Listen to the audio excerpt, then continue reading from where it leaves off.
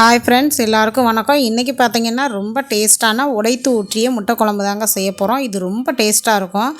சீக்கிரமாகவும் செஞ்சிடலாம். வாங்க எப்படி செய்கிறதுன்னு பார்க்கலாம். வீடியோக்குள்ளே போகிறதுக்கு முன்னாடி என்னோடய சேனலை சப்ஸ்கிரைப் பண்ணிடுங்க ஃப்ரெண்ட்ஸ்.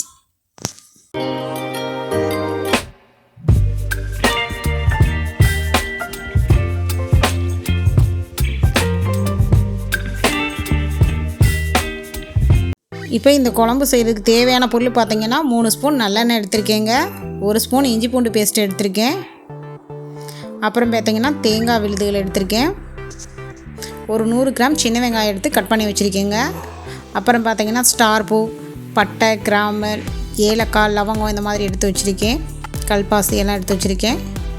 அடுத்து பார்த்திங்கன்னா மசாலா ஐட்டங்க தான் எடுத்து வச்சுருக்கேன். மல்லித்தூள் 2 ஸ்பூன், மிளகாத்தூள் 1 ஸ்பூனுங்க, அப்புறம் பார்த்திங்கன்னா கரம் மசாலா 1/4 டீஸ்பூன், ஜீரகத்தூள் 1/4 டீஸ்பூன், சோம்புத்தூள் 1/4 டீஸ்பூன், மஞ்சள் தூள் கொஞ்சமாக எடுத்துருக்கேங்க. அப்புறம் பார்த்திங்கன்னா தக்காளி இந்த மாதிரி பேஸ்ட்டாக அரைச்சி வச்சுருக்கேன். 6 முட்டை எடுத்துருக்கேங்க. இதுதான் நம்ம இந்த குழம்பு செய்கிறதுக்கு தேவையான பொருளுங்க. இப்போ குழம்பு செய்ய ஆரம்பிச்சிடலாம். இப்போ நம்ம கடாயில் எண்ணெய் சேர்த்துக்கலாங்க. நல்லெண்ணெய் சேர்த்திங்கன்னா ரொம்ப டேஸ்ட்டாக இருக்கும். அப்புறம் இந்த பட்டை ஐட்டங்கள்லாம் சேர்த்துக்கலாம்.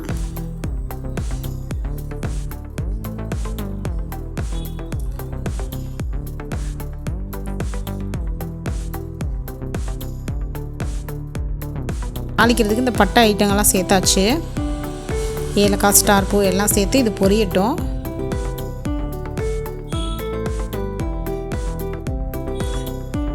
இது பொரிஞ்ச உடனே நம்ம சின்ன வெங்காயம் சேர்த்துக்கலாங்க. நான் ரெண்டாக கீறி வச்சுருக்கேன்.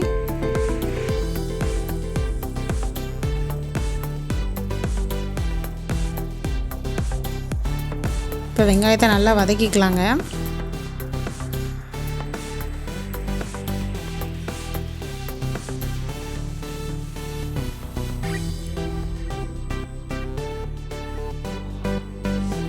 இப்போ வெங்காயம் இந்த அளவு வதங்கி வந்துருச்சுங்க. நம்ம இஞ்சி பூண்டு பேஸ்ட்டு சேர்த்துக்கலாம்.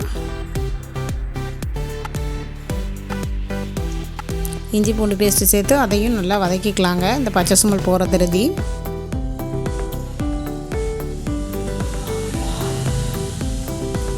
இப்போ இதோட பச்சை ஸ்மெல் போயிடுச்சு. நம்ம தக்காளி பேஸ்ட்டு சேர்த்துக்கலாம்.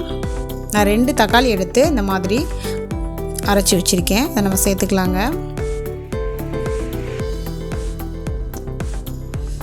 தக்காளி எல்லாம் சேர்த்து நல்லா அந்த பச்சை ஸ்மெல் போகிற தருதி வதக்கிக்கலாம்.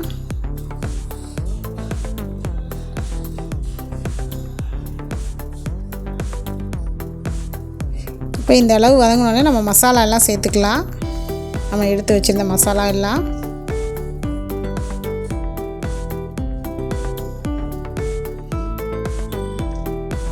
மசாலாலாம் சேர்த்து நல்லா மிக்ஸ் பண்ணி விடுங்க.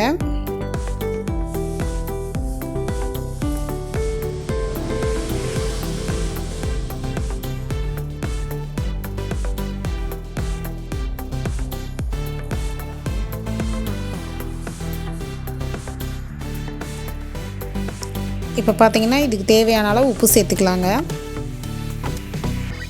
மசாலா நல்லா வதங்கி வரட்டும். இப்போ பார்த்திங்கன்னா இந்த அளவு வதங்கி வந்துருச்சுங்க. நம்ம தண்ணி சேர்த்துக்கலாம். குழம்புக்கு தேவையான அளவு உங்களுக்கு எவ்வளோ தண்ணி தேவையோ அவ்வளோ சேர்த்துக்கோங்க.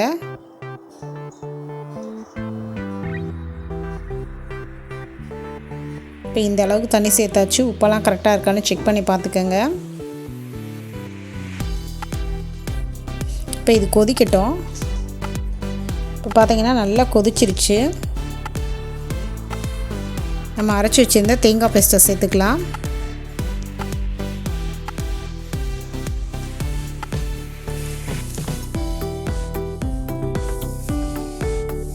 இப்போ தேங்காய் பேஸ்ட்டெல்லாம் சேர்த்தாச்சுங்க. மிக்ஸ் பண்ணி விட்டுருங்க. மிக்ஸ் பண்ணிவிட்டு இது கொதி வரட்டும்.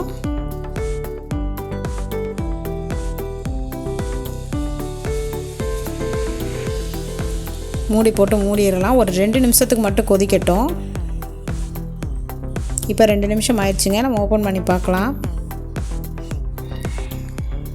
நல்லா கொதிச்சு வந்துருச்சுங்க.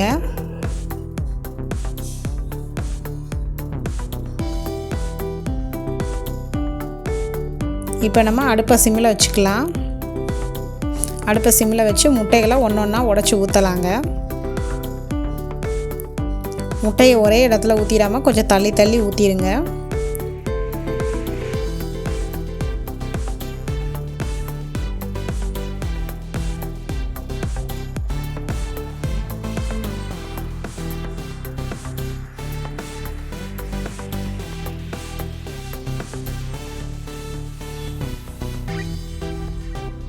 இப்போ பார்த்தீங்கன்னா எல்லா முட்டையும் உடச்சி ஊற்றியாச்சுங்க. உடனே மிக்ஸ் பண்ணி விட்டுறாதீங்க. இது ஒரு 2 நிமிஷத்துக்கு வேகட்டும், அப்புறம் நம்ம மிக்ஸ் பண்ணி விடலாம். இப்போ பார்த்தீங்கன்னா 2 நிமிஷம் ஆயிடுச்சு. பார்த்தீங்கன்னா வெந்து எவ்வளோ சூப்பராக இருக்குன்னு பாருங்கள். உடையாமல் அவ்வளோ நம்ம ஊற்றின மாதிரியே இருக்குது. அதை அப்படியே கட் பண்ணி விடுங்க.